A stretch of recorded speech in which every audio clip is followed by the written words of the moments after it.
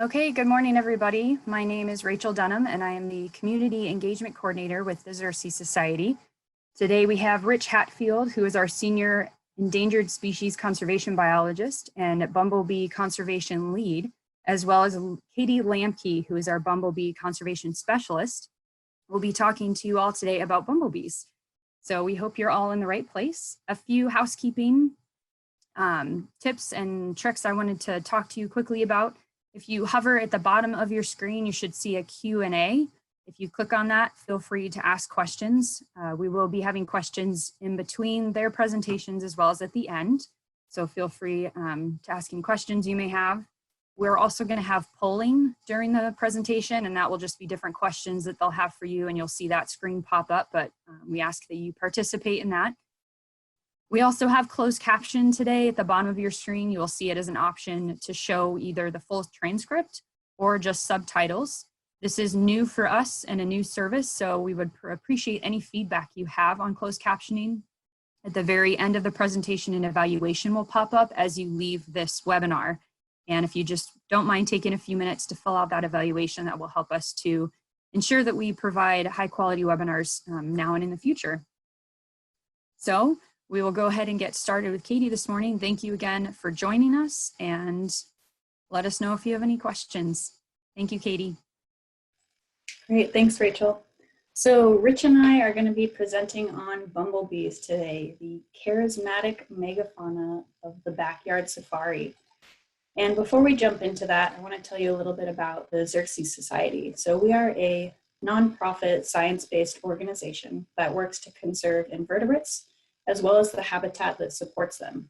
So we have all kinds of different conservation programs that work with native pollinators, endangered species, aquatic inverts, butterfly conservation, pesticides, anything that has to do with a pollinator or their habitat, we've got our hands in one way or another. And we work with invertebrates because they make up 95% of the biodiversity that you see on Earth. So that includes all the living species like your plants, your birds, your mammals, fungi, insects. 95% of those different species are some type of invertebrate. And they're all playing a very crucial role, whether that's decomposition, serving as a biocontrol agent. They could be the base of the food chain for some species of fish and birds. And particular to today's focus, they serve a large role in pollination. And the great part about Xerces is that it is a donor-supported nonprofit. So all of the work that we do in supporting pollinators and some mussel species and habitat is supported by people like you becoming a member and allowing us to continue this work. So if you'd like to become a member, you can log on to xerces.org/donate. And now we're going to jump into bumblebees. So I'm going to give you an introduction to some of our wild pollinators, talk about bumblebee ecology, look at some of the different species that might be in your backyard. And then I'm going to hand it off to Rich, who's going to talk to us about conservation and some of the different things that we can do around the house to support bumblebees. And first, we're going to start off by jumping all the way back to third grade or so when we first learn about pollination. And that's when an animal, which is usually an insect, visits a flower to collect nectar and pollen as their main source of food. And as they're doing this, they're picking up pollen grains, and when they fly to another flower, some of those pollen grains are going to be placed on the female part of the flower. And this allows the plant to reproduce. And as the plant reproduces, that's when we see things like nuts and seeds and berries, all the delicious things that we like to eat. And it also supplies food for many of our songbirds and larger mammals like grizzly bears. But not only are the plants supplying food for these animals, they're also supplying an area for nesting, just a place for them to exist. And a couple of years back, Xerces actually had the opportunity to partner with Whole Foods and remove everything in the produce section that was pollinated by a bee. So here you are on a typical day, but if we were to remove everything that's bee pollinated, your grocery store would look a little bit something like this. So we wouldn't completely starve. You know, if you like to eat lettuce and oranges, you're going to be a-okay, but otherwise we're going to be missing a lot of that nutritional value and many of the foods that have become accustomed to our diet. So that's why we consider pollinators to be a keystone species, which is an organism that has a disproportionately large role in their environment. So 85% of the flowering plants on Earth require some type of animal to carry out pollination for them. So if we think about what the landscape would look like without pollinators, we would see a drastic difference.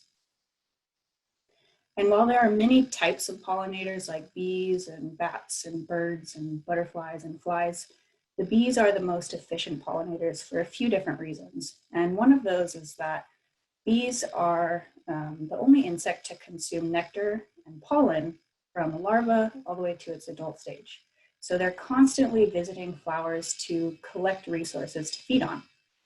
And if you look in this picture, the hind leg of this bee is just packed full of pollen. And that is something else that makes bees a very efficient pollinator.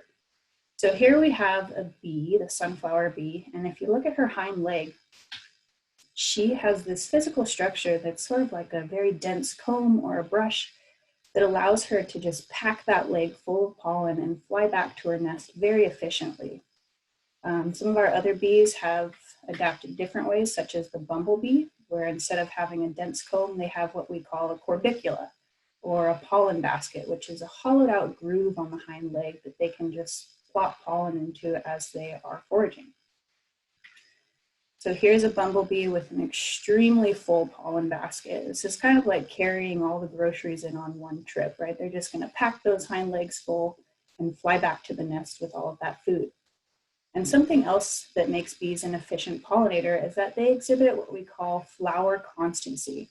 So when a bee leaves her nest to go out and forage, she's gonna stay on the same type of flower before heading back to her nest. So when she leaves the nest and is presented with, maybe there's a field of daisies and roses and mints, that bee is gonna go from mint flower to mint flower to mint flower. And this ensures that cross-pollination is happening successfully, right? Because the mint flower needs the mint pollen.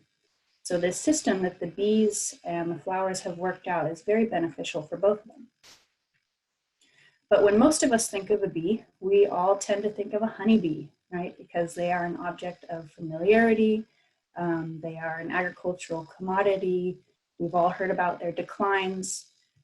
But there's actually quite a few more bees out there than just the honeybees. So we're going to have our first poll here.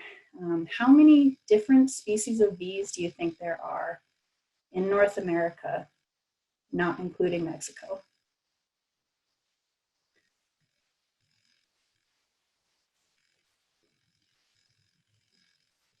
Take a couple seconds here and let people vote.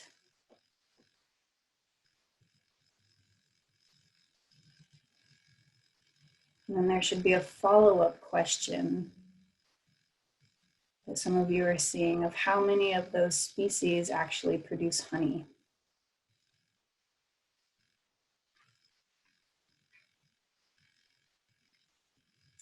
Okay, so in North America, most of you guessed it right. We actually have 3,600 different species of bees. And of those 3,600, none of them make honey, believe it or not. So when we talk about bees and what makes our average bee, the honeybee is really the oddball out in this world. There's actually about 20,000 different species of bees. And just in these 5 pictures here, you can see that there's vast diversity, right? We have some that are bright green. We have some that are this dark teal color. Some are very hairy. Some are not hairy at all. And most of our wild bees, not all of them, but most of them are solitary. So there is no colony, there's no queen, there's no workers. They're not producing honey. Just a very different life cycle. So while honeybees are very important to our agricultural system and getting our crops pollinated, it's mostly the wild bees that are taking care of the pollination to our native plants. So now that we have an understanding of our basic pollinators, we are going to look into bumblebee ecology.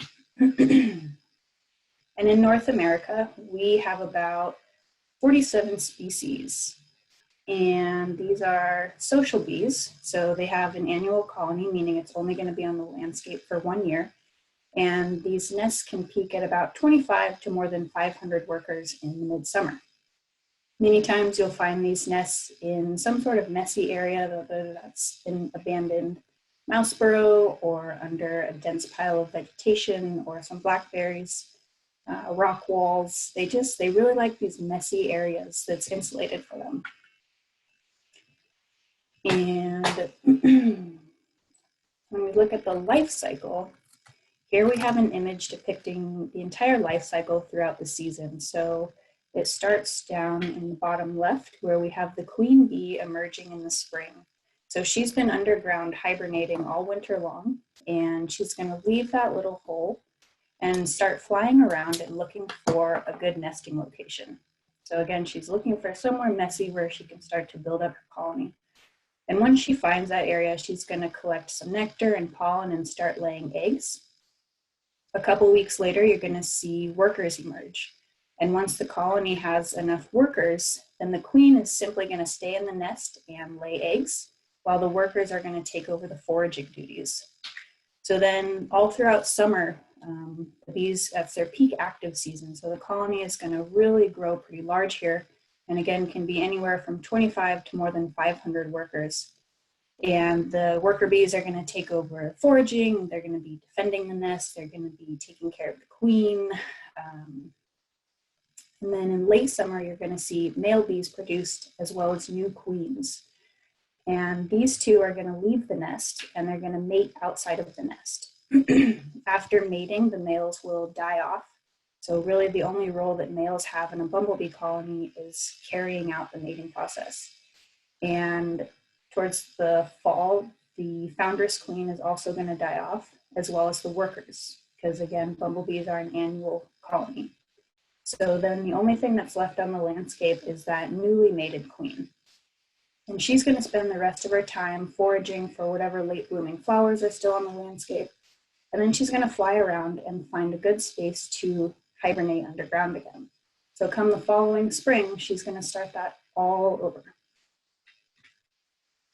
And bumblebees are a pretty unique pollinator for a few different ways. One of them is their physiology. So they're a relatively large species of bee that allows them to generate a lot of heat and power so that they can fly through harsher conditions than a lot of our other smaller bees. They're also a very intelligent species, and I'll show you a video on that later, where they can actually learn to access resources. Bumblebees also have very long tongues. So in that picture here, you can see that really tiny thing coming out of the bee's head is actually its tongue. So this allows them to pollinate flowers of all different kinds. Some of them might have like a deeper tube that our short-tongued species just can't reach. And they're also a very innovative species. So they can use their strength. In this photo here, you can see the bumblebee sort of peeling open that bottle gentian to crawl in and access those resources. Bumblebees also carry out something called buzz pollination, which is something that about 8% of all flowers can benefit from, like your tomatoes or your peppers, some manzanita, and these are usually a pendant flower, and inside these flowers, they're holding their pollen grains really tightly. So the bee has to come over and sort of invert herself and grab onto the flower, and then she'll vibrate her body so vigorously that those pollen grains are dislodged and fall onto her body. So here's an animation of it where you can see the bee is gripping onto the male part of the flower, the yellow part there, and that little powdery stuff coming out of the end of the tube are pollen grains falling onto the bee's body. And here we are going to demonstrate the intelligence of a bumblebee. So researchers are training this bee. They're saying, hey, look, if you can get this ball to the center of the platform, we will give you a delicious nectar reward. So the bee is following along, ball's in the center, and she's going to stick her tongue in there, and she finds the nectar reward. So then after being trained, the bumblebee actually does it by herself. So she's taking the ball, moves it to the center of the platform, and receives her reward. And then the bumblebees will actually teach each other how to do this. So this one's like, hey, friend, check this out. If we move the ball to the center, we can get a nectar reward. And then they're also going to choose the way to do it most efficiently. So these balls are dispersed at different distances, and the bee chooses the one closest to the center to move into the middle. So quite an intelligent species. And now we're going to look at some of the bees that might be in our backyard. But before we do that, there's a few things that we have to be in tune with. So there are a lot of mimics out there that want to look like bumblebees, but just they're never going to make the cut. And on this slide here, there's actually only one bumblebee. That's right here, Bombus fervidus. The rest of these pictures are actually flies. So the way to tell the difference between a bee and a fly is that flies will only have 2 wings as opposed to 4. Flies will be carrying little to no pollen. Flies are not usually hairy. They usually have short, stubby antennae, and they have those caricature-like eyes, right? When you think of an insect, you think of those big, bulgy eyes. Those are going to be on your flies, whereas bees are going to have their eyes on the side of the head. So now we're going to take another little poll here and see if you can figure out which one is the bumblebee.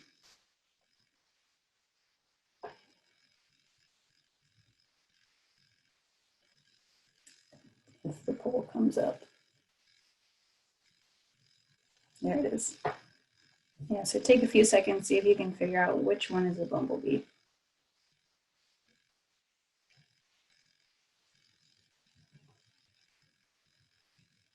All right, well, it looks like most of you are too smart for me.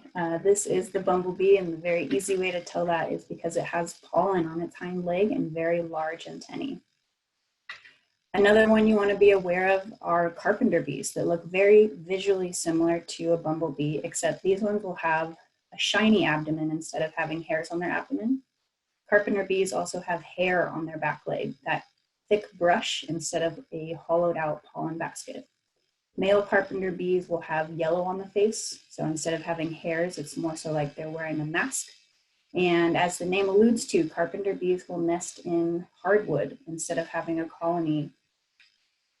So let's see if we can pick out this one now.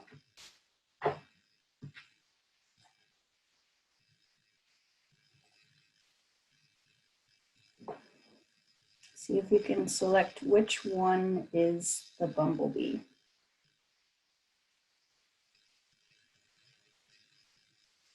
And it's really nice when they're sitting still in pictures here, but you try and look at this on a flower and it's 10 times harder.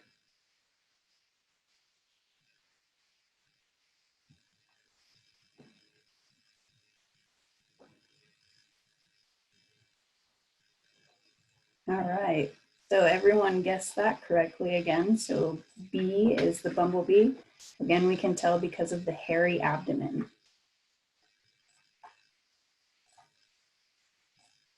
So to recognize a bumblebee, they are a very large bee, very robust, very hairy. Most of the hairs on their body are going to be black and yellow.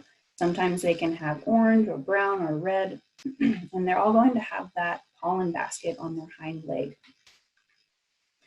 And something else to be aware of is that there's variation, right? So our different cases are going to have different color patterns. Your queens might look a little different from your workers, which might look a little different from your males.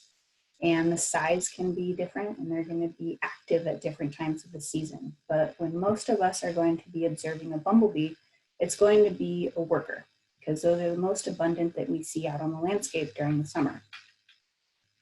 So when we look at BID, there's 3 parts that you want to look at. And first is the color of the hairs on the head, and the color of the hairs on the thorax, and then the color of the hairs on the abdomen.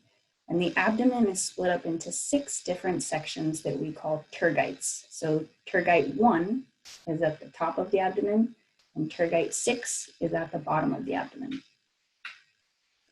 So now we're just going to go over a few species that might be in our backyard. The first one, if you're out west, is going to be Bombus melanopygus, which is the black-tailed bumblebee. And this one, its key feature is that the front of the thorax is grizzled, which is just a mix of yellow and black hairs towards the top of its thorax. And as the name suggests, it has a black tail, meaning that last abdominal segment, tergite 6, is going to be black. Then there's Bombus nevadensis, or the Nevada bumblebee. And this is one of our chunkier, more robust species of bumblebees that has black hairs on the head and a yellow thorax with a black circle in the center. Again, you're more likely to see this one if you're out west.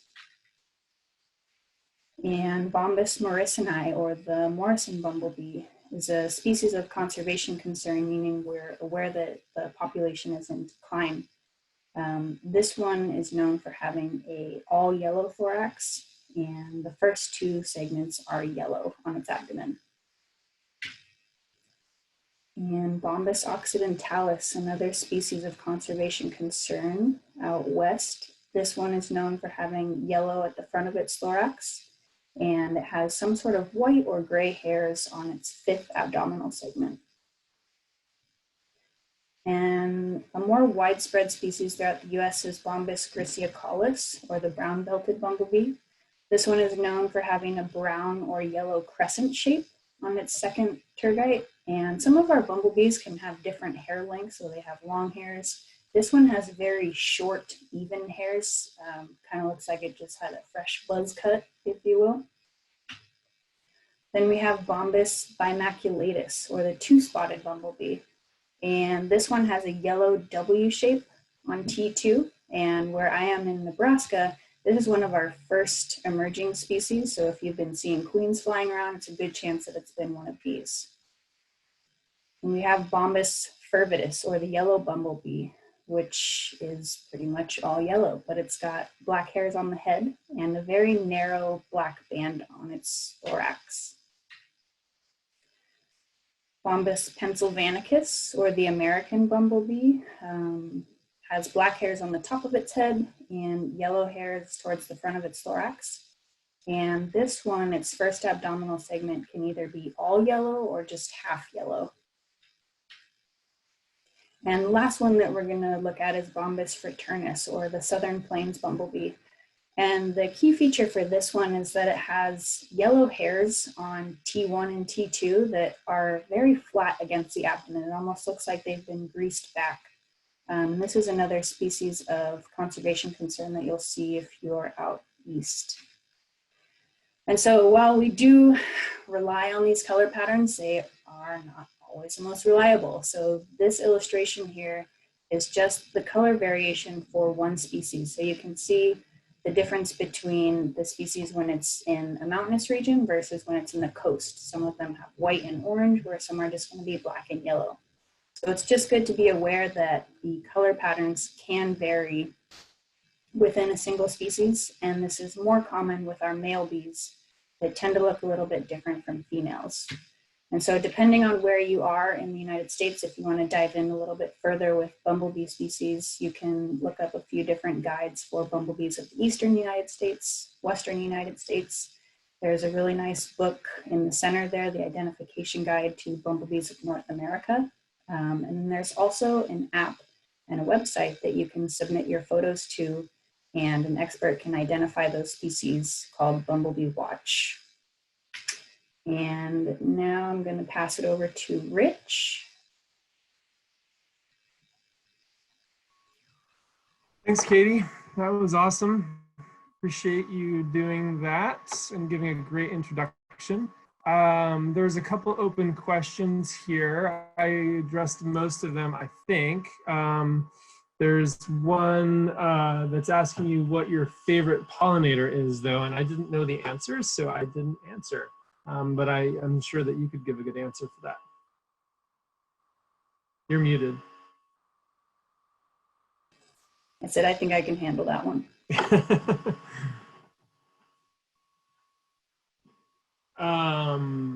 Do you want to do it now or later? Or you want to type it? Oh, there you go. You can type it.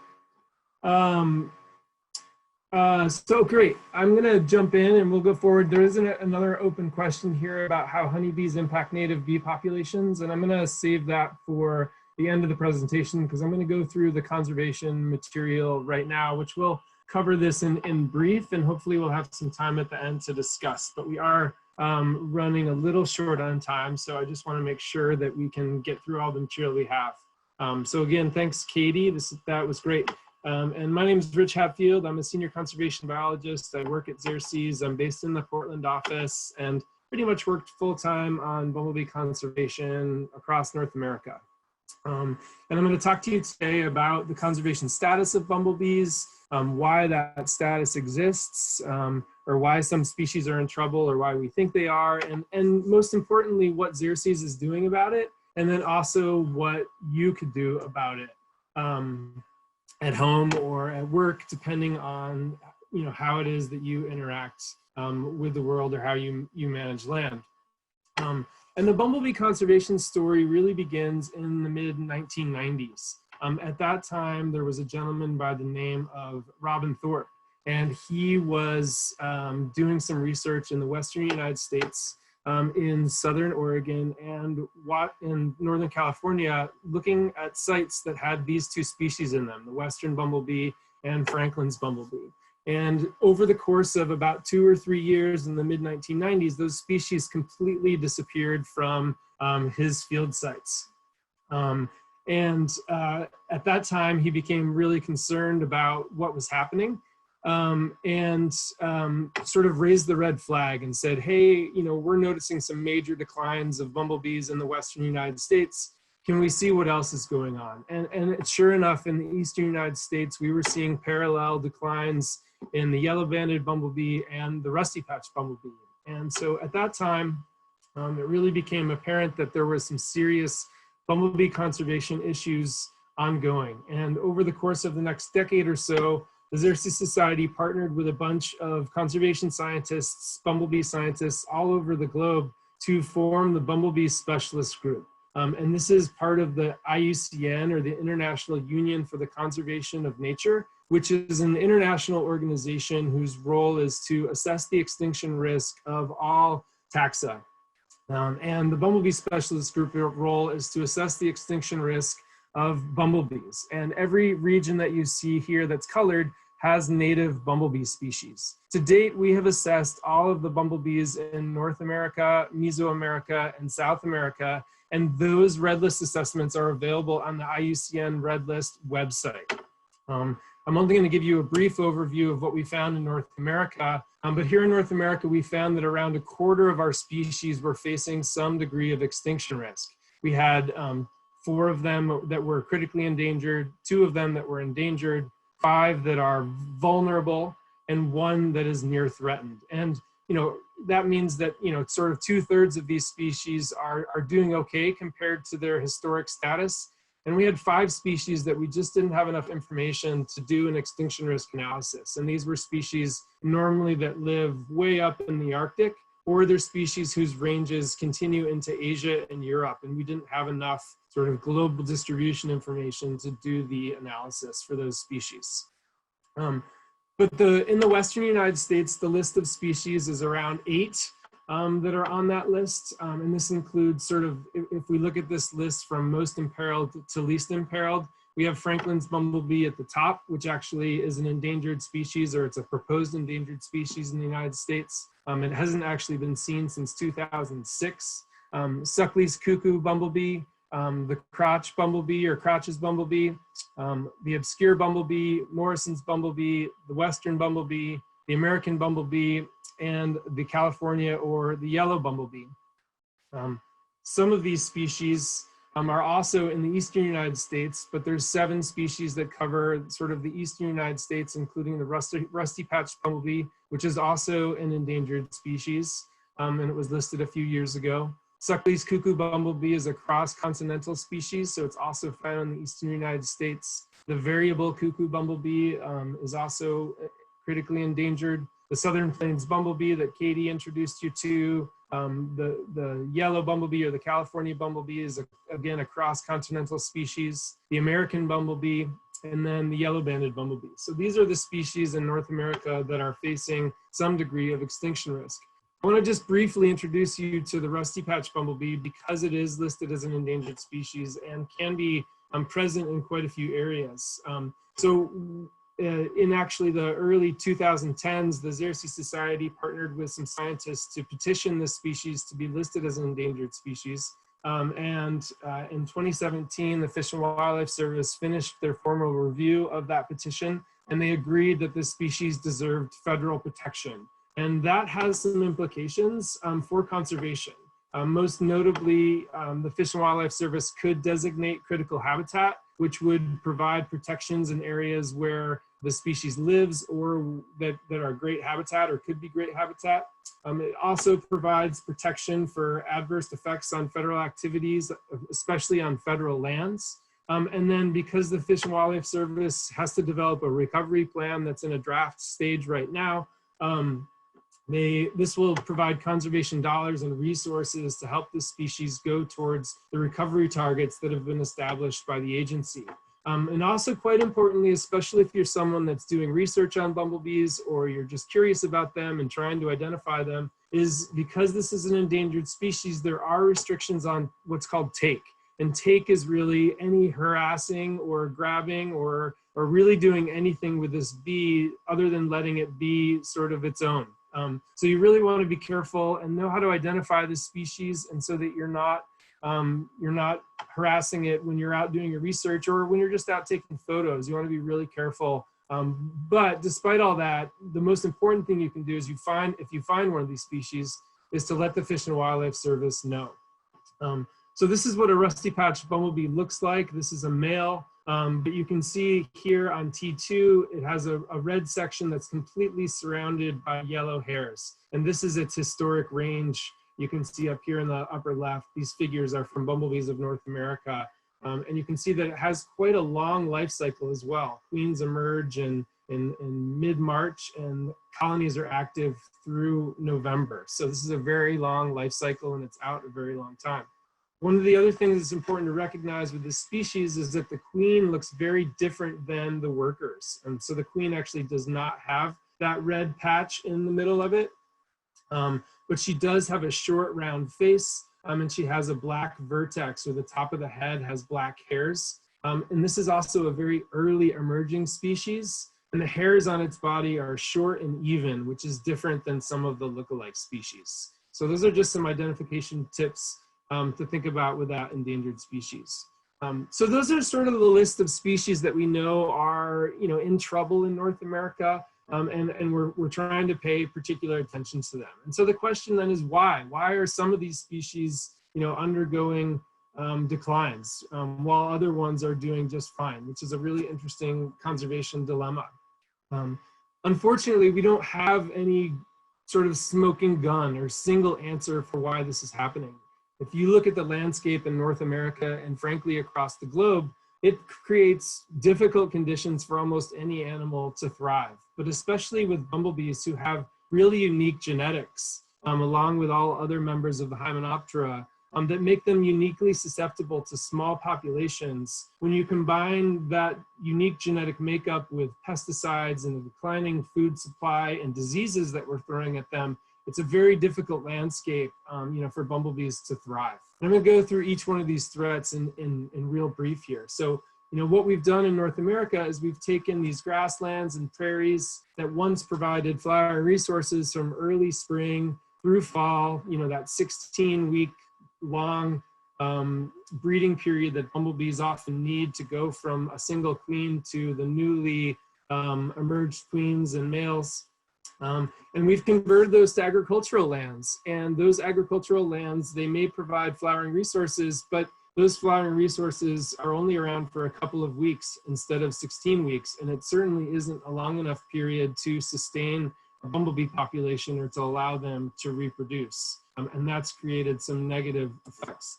On top of that, we have taken these agricultural lands and we are spreading highly toxic insecticides on them. What you're seeing here is a map of insecticide use of a product called imidacloprid, which is a neonicotinoid insecticide that is applied to crops all throughout North America. It was introduced in the mid-1990s, and you can see by the mid-2010s, by 2014 here, that these are widely used across much of North America, especially in our agricultural areas where we need our bumblebees. And the trouble with these chemicals is that they're what we call systemic. And so once you apply them to a plant, they're actually they're water soluble. So they're absorbed by the plant and they're expressed in all of the tissues of the plant, including the pollen and the nectar. And so every time a bee takes a drink of nectar or eats some of the pollen or feeds the pollen to their young, those bees are getting a micro dose of an insecticide. And it may not be enough to be a lethal dose to kill those bees, but it creates what we call sublethal effects. It affects their ability to navigate, to forage efficiently, and over the long term, that has population level effects on bumblebees. It's important to recognize that this map only shows agricultural use of these chemicals, but these chemicals, these neonicotinoids or systemic insecticides, are available at large stores or very available almost anywhere that you would go to look at pest control. And we often find that these chemicals are as highly, if not more highly used in urban and suburban environments as they are in agricultural environments, because homeowners don't have pesticide training, and they don't know appropriate protocols, and they often think that more is better. I could do a whole webinar on this and spend more time on it. If you're interested, we have some pesticide webinars that are recorded and are available on our YouTube channel, and also use the Xerces Society website as a resource. We have a treasure trove of information there about pesticides and how to improve situations for bumblebees and other pollinators. On top of that, we have, climate change is affecting pretty much every species on the planet. Warming temperatures are changing blooming patterns and phenology of important plants for bumblebees. They're making our summers drier and hotter, which is shortening the field season, or the length of time at which bumblebees can reproduce. Some evidence suggests that bumblebees are being forced up into higher elevations. And on top of that, there is some evidence that shows that bumblebees are stuck in a climate vise, such that they're being lost from southern latitude regions, but they're not correspondingly expanding into northern latitude regions. And we don't know the reason for that, but that is concerning. It suggests that the habitat that we have is all that's left, and we need to do a really good job managing that. On top of that, we're throwing pathogens and diseases at these animals by moving commercial bumblebees around the globe. So in the mid-1990s, because we started growing a lot of tomatoes in greenhouses, we learned how to grow bumblebees in boxes and then ship those boxes all over North America. And so bumblebees are grown in laboratories at really high densities and then shipped off to greenhouses and used for tomato pollination for the most part. Unfortunately, when you take an animal that normally reproduces in the wild at really low densities and you force it to reproduce at high densities with transmission between colonies, you get a disease outbreak. And it's believed that that these commercial bumblebees contracted a pathogen called Nosema bombi, which is a fungal pathogen. But then when they were shipped out throughout North America, they brought this pathogen to our wild bumblebees. Unfortunately, these greenhouses are not sealed, and wild bumblebees can go from the outside in, and commercial bumblebees can go from the inside out. And when these bumblebees have interacted with each other on flowers, they've spread these pathogens. So it's apparent, and the evidence suggests that these commercial colonies are responsible for amplifying and moving this pathogen throughout North America, bringing it to species that were not resistant to this pathogen. And this has likely led to the declines that we've seen in the rusty patch bumblebee and potentially Franklin's bumblebee and the Western bumblebee and many other species as well. So that's sort of the nadir of the presentation. Hopefully I haven't depressed you too much and most of you haven't left. But I think the good news is that there's a lot that we can do, right? All of these things that I just described are things that people are doing. And that means that there's a lot we can do to improve the situation. So I'm now going to go through some of the things that Xerces Society is doing, as well as what you can do at home to help. One of the first things that we're doing is we're trying to create baseline data sets. We need to better understand where these animals are living and what the status of them is so that we can track populations moving forward. If another species starts to decline, like we saw in the rusty patch bumblebee and the Western bumblebee and Franklin's bumblebee, we need to be able to know it. So we need to be able to establish baseline information so that we can track these populations moving forward. And one of the ways that we're doing that is we've launched a community science project called Bumblebee Watch. And Bumblebee Watch is a web app, as well as there are native apps for iOS and for Android. And what we're asking folks to do is to take pictures of bumblebees on flowers, and then you can upload that photo to Bumblebee Watch or using your mobile app. And then you can use our interactive identification guide to take a look at the bee and select the different features that you see, and then select the species that you believe that it is. And then we have a team of experts like myself and Katie and other partners in Canada and throughout the United States that look at those photos and the identification that you've made, and they either verify it or they change the species name. And this has created a really high quality database that allows us to track bumblebees across North America. We have more than 56,000 observations of bumblebees since we launched in 2013. And we've got observations in 49 states and all Canadian provinces and territories. So it's been a really successful program that's helped us to track baseline information for bumblebees. Out of curiosity, we're interested to know, here's another poll question. We're interested to know how many of you have submitted a record to Bumblebee Watch. If you could take a few seconds and answer that question, that would be great.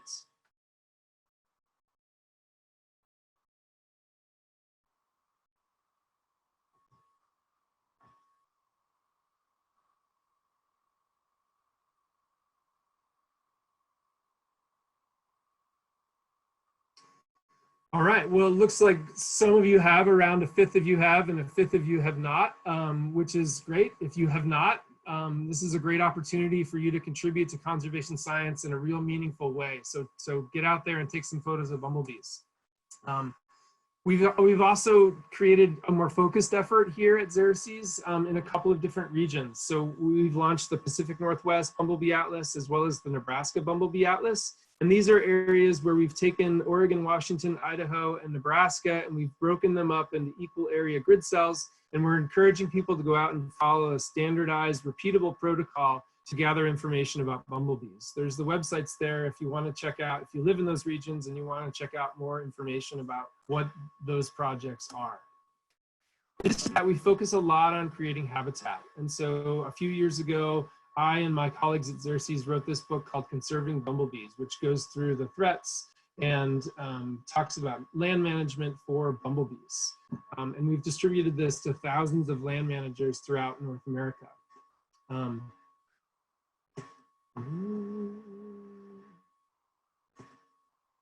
not able to advance my slides.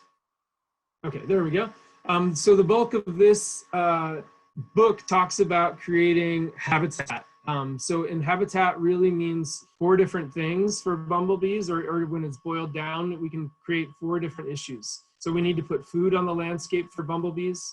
We need to create a place for them to nest and a place for them to overwinter. We need to make sure that nesting and overwintering sites are connected to food sources, and that food sources are connected to each other, so we can allow bumblebees to interact at a landscape scale as a metapopulation. And so food resources, starting with food resources, we basically just need to put wildflowers on the landscape from early spring to late fall. And this can mean a variety of things. It could be trees and shrubs, wildflowers, or even some garden plants. And another poll question for you, as you go to create bumblebee habitat, are all flowers good for bees? Are all flowers that you could buy from a nursery and put in your yard good for bees?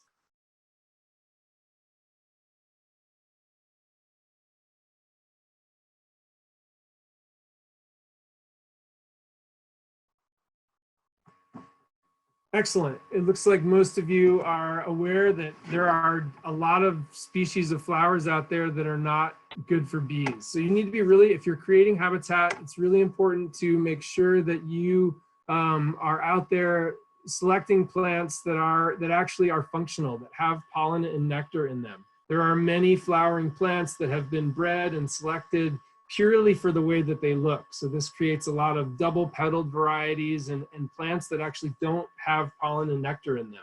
So you need to be really careful when choosing plants for your landscape to select plants that truly are functional. We also, really want to pay close attention to early spring resources.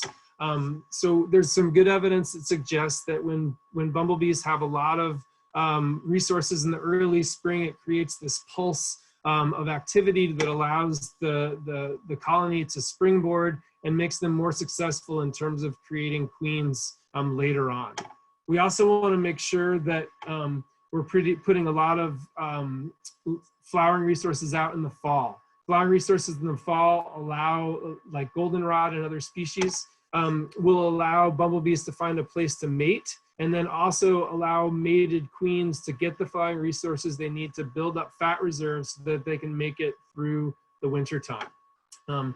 We have a bunch of plant recommendation guides in this book called Conserving Bumblebees that you can find on our website. I'm going to just sort of go through some really quickly here, but you don't need to copy these down or know what they are. Just know that these plant lists are in this guide called Conserving Bumblebees. So go find that and look for your region. But these provide, a list of great bumblebee plants that are available from spring through fall. It shows the colors and those things, and we have them available for most regions of the country. So go ahead and check out that resource. Sorry, I'm having trouble advancing my slides here again. Yeah, so Great Plains, Southeast, and then we have some nationwide trees and shrubs that we recommend as well. It's really important to recognize that just food is not enough. We need to create areas for these animals to overwinter and to nest. And this is your excuse to be lazy in your yards and leave brush piles and unmown areas and unkempt areas. Those are the places where bumblebees are going to nest and overwinter. Specifically, you want to think about also keeping leaves around. Those provide a nice insulation area for overwintering bumblebees. And then we need to make sure we're not just working in our backyards. We need to work as a community to connect these habitats and work along rivers and roadsides and rights of way like power lines to create habitat everywhere. We need to have habitat everywhere so that bumblebees can move through the landscape and find an appropriate mate. And then we need to make sure these habitats are not coated in these toxic insecticides. These highly toxic chemicals have no place in ornamental settings, and there are better solutions out there. We suggest that you use Xerces Society resources, master gardeners, and extension agents to find cultural solutions for weeds and garden pests instead of using insecticides. The Xerces Society approach to pest management is to think about it as a system. If you have some pest in your system, there's something missing from your system, and that thing that's missing is not a chemical. It's some aspect of the habitat that you can work to create and have fun with your gardening. So if you create a more functional habitat, you're going to reduce those pest needs. And so examine the system and see what's missing. It's also important to realize that beekeeping is not bee conservation, right? So the analogy's been out there for a long time, but keeping bees in your backyard is like, for bee conservation, is like keeping chickens in your backyard for bird conservation. It's just not something that we do. We have chickens in our backyard because we want eggs, and they're cool animals and they're beautiful and they're fun to learn from. And we should do the same thing with honeybees. Have honeybees in your backyard if you want to, take care of a beautiful animal and learn about them.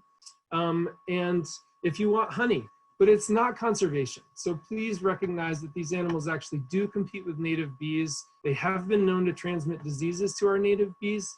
And so keeping bees in your backyard is not conservation. It's really just beekeeping, which is a great hobby, but do it for the right reasons, not because you think that we need to save the bees by becoming beekeepers. Recently, this is just sort of a public service announcement. There's a lot of information has been out there about the giant hornet, and I just want you all to know that the giant hornet at this point is really not a concern in North America. There have been 2 observations in North America. One of them was in British Columbia on Vancouver Island, and one of them was a dead specimen found in far northern Washington.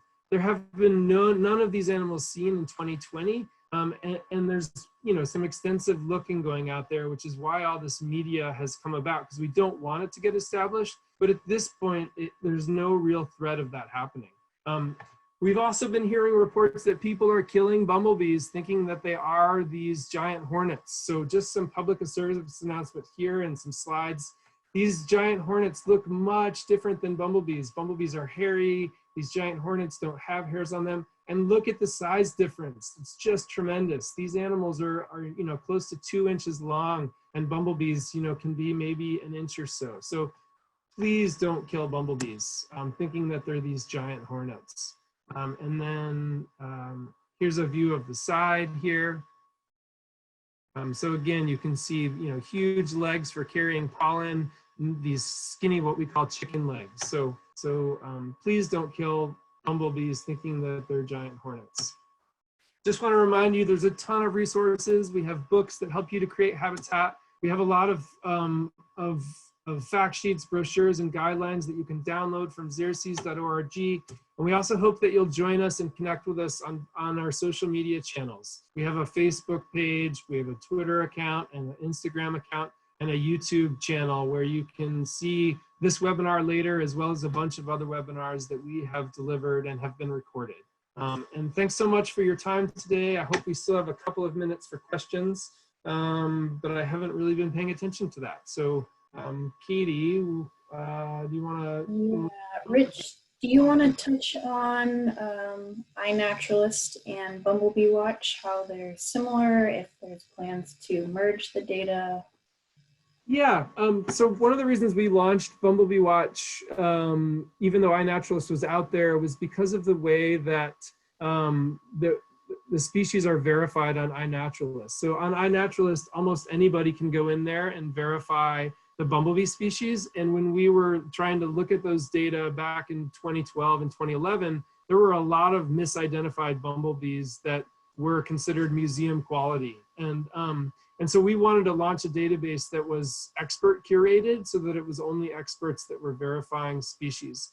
And I will say that iNaturalist data has gotten a lot better over the years. There's a taxonomist by the name of John Asher and Leif Richardson, and other people are super active on there that have really improved the bumblebee database in iNaturalist. But Bumblebee Watch, we look at, as especially we're collecting these systematic efforts there that include some options to collect habitat data as well. So we're sort of looking at it as a more focused approach just for bumblebees. But eventually, Bumblebee Watch and iNaturalist all make their way into this large global database called GBIF.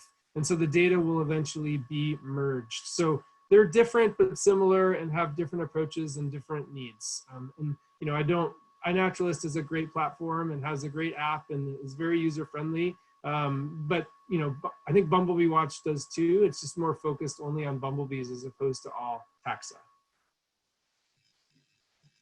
And then we have another one in here. Would you mind touching on the parasitic bumblebees and how common and widespread they are? Yeah, you should feel free to chime in here too, but they can be pretty common. They're in most areas. We have, I think, 5 species in North America of cuckoo bumblebees, and they are in most areas. They're difficult to detect. They emerge later than our normal bumblebees. We don't see them very often in the spring. Sometimes in the fall, they can produce these huge booms of males that just sleep on flowers together. And so you can find them in most any landscape. There are some species that appear to be generalists and will sort of attack the nest of any species. And are other species that seem to be more specialists and only live in the nests of a few species, like Bombus variabilis and Bombus sucklei seem to be specialists, and those are the ones that are in decline. But there are some species that are pretty common out there for sure.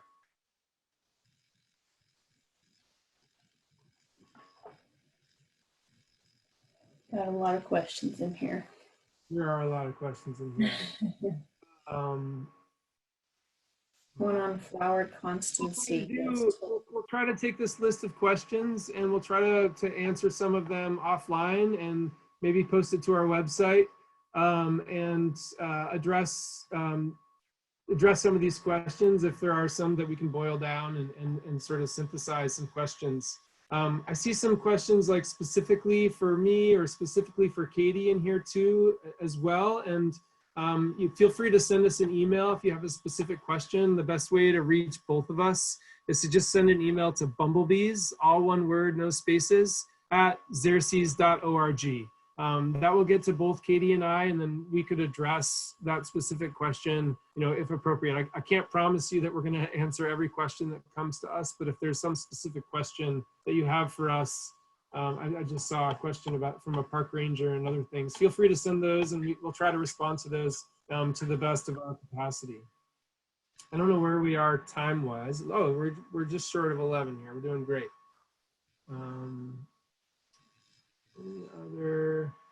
Where did the Bumble name come from? I think that's a good one. I think Bumble Bee, I think they were originally called Humble Bees by Darwin. In his book, he actually talks about, on the origin of species, he talks about humble bees was the name that he used for them back then. I'm sure there was probably a name for them before that as well, but I think the Bumble name just becomes from their large nature and the way that they move between flowers, sort of as a bumbling individual that looks a little bit clumsy, is probably where that name came from.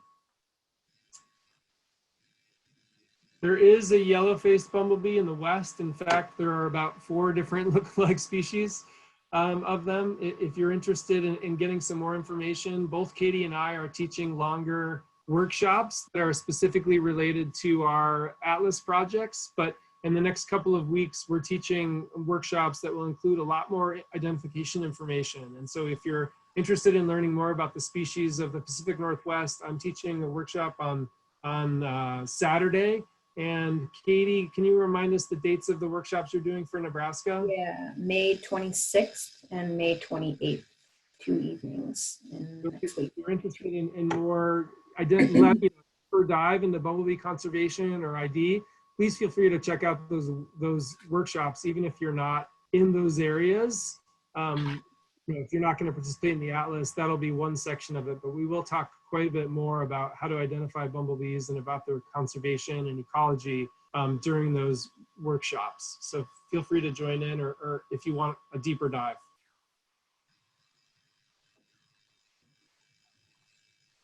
Well, thank you so much, Rich and Katie, for such a wonderful presentation. We're getting a lot of positive feedback. Once again, if you have a few minutes, please fill out the evaluation that will pop up once you leave this webinar. I have put in to the chat box the website for both the Pacific Northwest as well as the Nebraska Bumblebee Atlas website. Definitely check out our Xerces website and that email address, again, bumblebees@xerces.org, if you have any further questions.